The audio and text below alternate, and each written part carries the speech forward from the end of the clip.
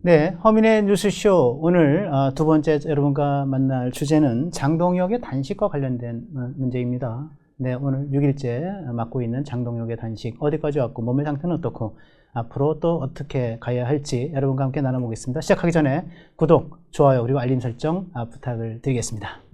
네, 단식 6일 만에 장동혁 대표 굉장히 수척해진 상태인 것 같습니다. 현재의 상황. 오늘 제가 오전에 당대표 비서실장 하고 있는데 박준태 실장과 이제 의원과 전화 통화를 했습니다. 박준태 실장 얘기가 워낙 정직한 분이어서 단식도 대충 하지 못한다. 어제 의료진이 3번이나 상태를 살폈다 이렇게 얘기합니다. 그러면서 물과 소금만으로 버티고 있다. 그래서 수요일, 내일이죠? 목요일, 내일 모레 이틀간이 최대 위기가 될 것으로 보인다 이렇게 얘기를 하더군요. 단식 저는 약자의 마지막 수단이라고 생각을 합니다. 더 이상 무엇에 호소하거나 어떤 또 이 결과를 기대하기가 어려울 때 할 수 있는 마지막 투쟁이다. 사실은 극단적으로 얘기하면 좀 목숨을 건 투쟁입니다. 자기 몸에 대해서는 대단히 극단적인 투쟁 방식이지만 그러나 이 의정 활동, 국회 전체의 활동, 정치 활동 전체의 영역, 여야 간의 이 지금 살벌한 쟁투가 벌어지고 있는 정치 현장에서는 가장 평화로운 투쟁 방식일 수도 있는 것이 단식 투쟁이다 저는 생각을 해요. 이 단식 투쟁 그 누구도 흉내낼 수가 없는 것이고요. 함부로. 또 누구도 그렇기 때문에 함부로 폄훼할 수 없는 겁니다. 왜? 자기의 생명을 걸고 하는 것이기 때문에 저는 그렇게 생각을 합니다. 네. 정말 장동혁이란 사람 제가 쭉 봐와서 저도 느끼고 알고 하지만은 굉장히 정직한 사람 그리고 굉장히 치열한 인간형입니다. 삶의 궤적이 삶의 흔적이 그렇게 형성되어 왔어요. 중학교 고등학교 때 배고파서 점심 도시락도 싸우지 못하고 점심시간에 학교 주변을 배회하면서 수돗물을 마셨던 장동혁입니다. 그리고 행시에 패스하고 또 6년 동안 국가공무원, 교육공무원으로 일하다가 또 사시에 패스해서 또 판사가 되고 그리고 또 정치권에 진출해서 지금까지 이게 살아온 인생 궤적을 보면 굉장히 정직하고 치열한 또 신앙심이 굉장히 깊은 분이죠. 그래서 이 단식의 진정성을 저는 조금도 믿어 의심치 않습니다. 네.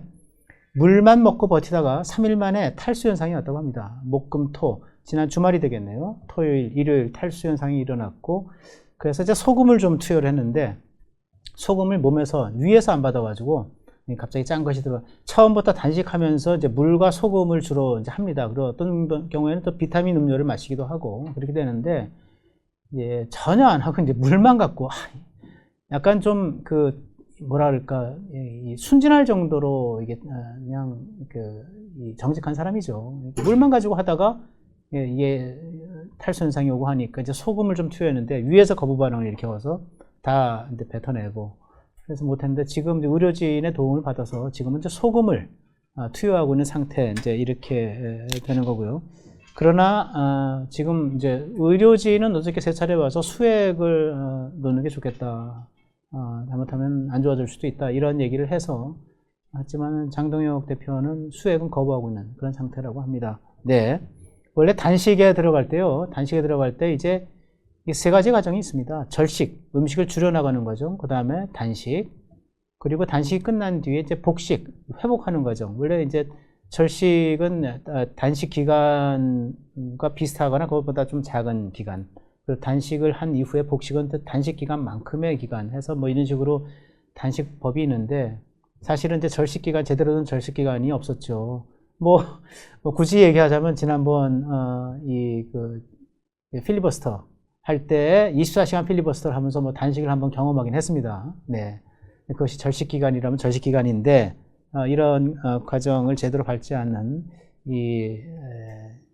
장동혁 대표의 단식 여러 가지 우려스러운 점도 많이 있습니다. 장동혁 단식이 어느 정도 효과를 거두는지 이것이 아직 직접적인 데이터는 아니지만은 단식이 지난 목요일 오후부터 들어갔고 리얼미터 조사가 그 주 월, 화, 수, 목, 금 이루어졌기 때문에 아마 일부가 반영이 된 것 같아요. 반영이 됐는데 여론조사 리얼미터 어저께 공개된 리얼미터 조사에 따르면 이재명 대통령의 국정 지지도는 53.1%에서 56.8%에서 53.1%로 3.7%포인트가 확 빠졌어요. 예.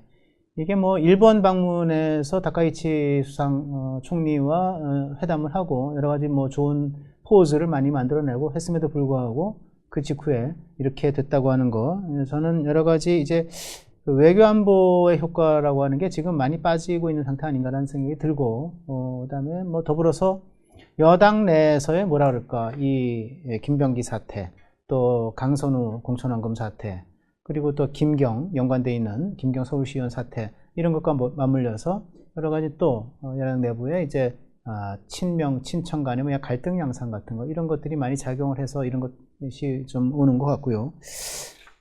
당 지지율을 같이 보실까요? 당 지지율은 이렇습니다. 민주당이 42.5%가 나왔는데 그 직전 조사, 일주일 전 조사보다 5.3%포인트가 확 빠져버렸어요. 이거 굉장히 많이 빠진 거죠, 한꺼번에. 국민의힘은 일주일 동안에 37%가 되면서 3.5%포인트가 늘어났습니다. 그러니까 이 8.8%포인트가 줄어든 거죠. 예, 결과적으로. 그래서 양당의 지금 지지율 격차가 5.5%포인트, 한때는 10%포인트 이상으로 벌어졌었는데 5.5%포인트밖에 나오지 않습니다. 저는 이렇게 해서 장동혁 대표의 단식 효과가 이렇게 지지율 반등으로 확인되고 있는 거다. 특히 윤석열 계엄 사과 뭐 이런 것들 통해서 어려운 결단을 했는데 지지층 내에서도 왜 사과냐, 뭐 전통 지지층이죠, 또는 강성 지지층 내에서 무슨 사과냐, 장동혁 그거 윤석열 좀 잘 지켜달라고 우리가 뽑아줬는데 당신 이럴 수 있느냐, 뭐 이런 식으로 해서 전통 지지층 내에서 20대 30대에서 좀 많이 빠지고, 그 다음에 또 대구 경북에서도 많이 빠지고, 그래서 뭐 요새 뭐 저기 이제 그 장동혁 체제를 비판하는 소위 레거시 미디어에서는 야 그래 봐라, 야 뭐 이게 장동혁이 잘 안 되고 있잖아, 지지율 계속 빠지잖아, 이렇게 얘기하는데, 사실은 윤석열 계엄 사과하면은 뭐 중도가 다 붙어가지고 잘 될 것 같이 얘기하지만, 그러나 결국은 중도는 별로 그걸로 오지 않았어요. 오지 않고 지지층에서 빠진 것이 확인이 됐었거든요. 그런데 이번 단식을 통해서, 예. 그리고 어쨌든 그 한동훈 그 전 대표의 징계 과정을 통해서 뭔가 확실하게 보여줌으로써 저는 이 전통 지지층의 지지를 다시 회복하고 있는 국면이다, 저는 그렇게 생각을 합니다. 예. 단식 어떻게 풀어야 될까? 굉장히 중요한 문제죠. 장동혁 대표는 이 단식을 그냥 아무 성과도 없이 그냥 힘들다고 끝낼 기색은 없는 것 같습니다. 목숨을 바치겠다라고 하는 각오는 난 안 꺾는다, 꺾을 수 없다라고 하는 게 어저께 워딩이었고요. 네. 그 기조가 지금까지 지속되고 있는 국면이다, 저는 그렇게 생각을 하고, 절대로 성과 없이 풀지는 않을 겁니다. 그러려면 어떻게 해야 되죠? 이 야당 대표 뭐 일뿐 아니라 하나의 이 생명이 저렇게 시들어가는 거를 두고만 볼 것인가? 저는 그럴 수는 없다고 생각을 합니다. 여당이 어떤 식으로든 화답을 해와야 된다. 화답의 시작은 저는 그 여권의 단식장 방문이라고 생각을 합니다. 네. 1983년에 김영삼 야당 당수가, 당시에 김영삼 야당 당수가 언론 통제 해제, 정치인 정치범 석방 이런 걸 촉구하면서 단식을 벌였어요. 그때 이 역사상 전무후무한 23일 단식 기록을 세웠죠.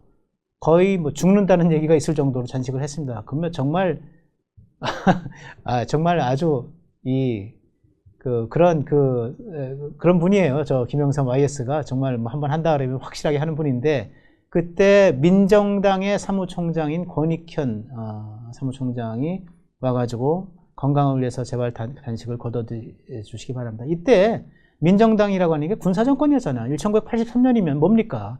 전두환 군사정권 때예요. 예, 12.12 쿠데타로 정권 잡고, 네, 5.18 그 광주 민주화 운동 때 그 여러 가지 그 사상자를 낸 사건을 거치면서 정권을 잡은 군사정권 시대 때의 일입니다. 그때 군사정권이 야당 당수의 단식을 말리기 위해서 왔었다는 사실, 난 기억해야 된다고 보고요. 거꾸로 1990년, 네, DJ가 김대중 그때 야당 당수가 지방자치 전면 실시를 내걸고 단식을 시작했습니다. 이때 누가 찾아왔는지 여러분 기억나세요? 생생하게 기억납니다. 네. 김대중 평민당 총재가 단식을 하니까 그때 6일, 7일 됐었나요? 예. 김대중 대통령 당수도 그 당시 굉장히 고지식하게 단식을 했던 것 같아요. 예. 그러니까 김영삼 당시 이제 그 3당 합당해서 이제는 이제 그 여당의 당대표가 됐던 민자당 대표가 됐던 김영삼 YS가 찾아옵니다. 그래서 이렇게 얘기합니다. 네 이러다 죽는데 내 단식해봐서 잘 안 돼. 그렇게 얘기합니다. 네. 저 장면이죠? 네. 네 이러다 죽는데 왜? 1983년 7년 전에 단식해서 성과를 얻었잖아요. 그 정치범 석방 이거 다 얻어냈거든요. 내 해줄게 고마. 너 이러다 죽는다. 하지 마라. 이가지고 설득을 했죠. 2003년 한나라당 최병렬 단식 때도 역시 문희상 당시 대통령 비서실장 유인태 정무수석이 와가지고 말렸고요. 뭐 쭉쭉 있습니다. 2018년 한국당 김성태 원내대표 두리킹 도입 주장하면서 단식했을 때 홍영표 민주당 원내대표 왔었고요. 네. 황교안 한국당 대표가 단식도 했었죠. 공수처법 포기하라 이런 걸 요구했는데 강기정 청와대 정무수석이 또 왔었습니다. 네. 이재명 민주당 대표가 2023년 벌써 3년 전 2년 반이 지났네요. 그때 단식을 했는데 그때 체포동의안 거부 자신에 대한 체포동의안 거부를 단식하는데 그때는 여당 대표인 김기현 국민의힘 대표가 오지 않았고 왜? 체포동의안은 당연히 처리돼야 되는 건데 이거를 나 체포 안 당하겠다라고 단식 투쟁하는 거는 별 명분이 없다라고 본 거죠. 이건 사법 처리이고 국회의 정상적인 처리 과정인데 이걸 가가지고 말린다, 직접 가서 말린다는 건 아닌 것 같고 김기현 대표의 속 생각은 그래도 단식은 또 이게 중단시키도록 권유하는 게 좋은 것 같으니까 그냥 공식석상에 나와가지고 단식을 중단하시오라고 공개적으로 요청을 하는 것에 끝났습니다. 그러나 대부분은 여권에서 단식의 투쟁이야 여당 대표가 투쟁하는 건 거의 없죠. 거의 유일무이하게 한 것이 이정현 그 당시에 한나라당 대표인가요?